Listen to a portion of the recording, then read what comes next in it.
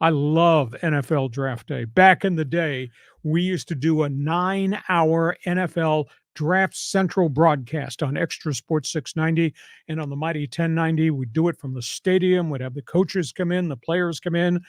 Our friend Pat Curran was our insider in the war room. I mean, it was cool radio. Nobody's done what we did. We did it way back in the day. I love Draft Day. Yeah, I mean, that was like in the late 80s you were doing that, and nobody did that. ESPN barely covered the draft in the 80s. We did a 9-hour Draft Day. Freaking first round went on forever because at that point it was 15 minutes between picks. It was just, But we had a four-man group, and we'd bring up people, and other insiders would do newsmaker calls outside to the Chris Mortensons and the John Claytons of the world. It was just really different radio. Of course, we did 9-hour game days on the Charger Game Day broadcast. Nobody had ever done that. Now everybody tries to do what we did. So yeah, we're guilty. We invented it. A lot of questions. Go ahead. But just to kind of go off on a little tangent here about the draft, and you were there back in the day when it was a one-day event. You talked about. Remember they had those helmet phones that were always like on the desk, and they actually used those, didn't they? Yeah. But I want to ask you about Mel Kiper Jr. Like, how did he suddenly appear on the scene and became an expert in the NFL draft? He's a guy from Maryland who was a football junkie and sold himself going in the door in the early years of ESPN that, hey, I'm a draft analyst. And he was one of the first that put out the guides. And I tracked him down very early in his career, and I had him on all our draft preview shows and the old Extra 690 a lot.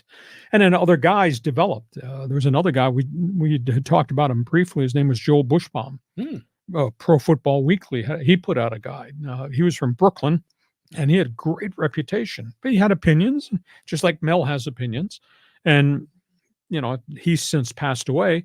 And then Dan Shanka developed Ourlads draft guide, which is the one that I use right now. It's a big, thick book that year-round publications and put out newsletters and everything.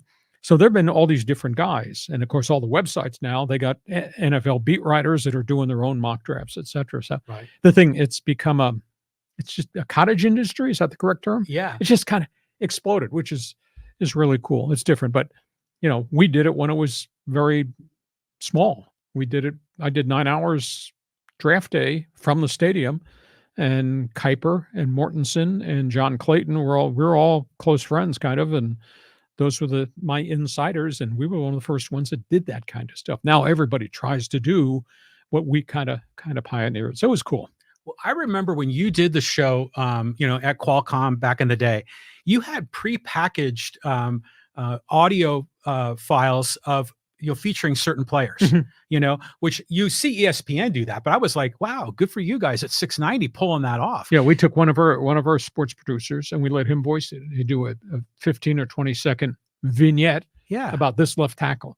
And we'd do 35 of them, and figuring that these will all be the guys who are going to get drafted. And Joe Tutino, who became Jim Rome's producer, Joe's the one that voiced all that stuff. Nice. This quarterback from Purdue threw for 2,800 yards and 26 touchdowns and is projected to be strictly a pocket passer. And so we did all those little vignettes too a lot. That's good. I'm glad to remember that stuff. You're a content creator, right? Yeah. Hey, Bulldog, Joe Tutino. Okay, next question.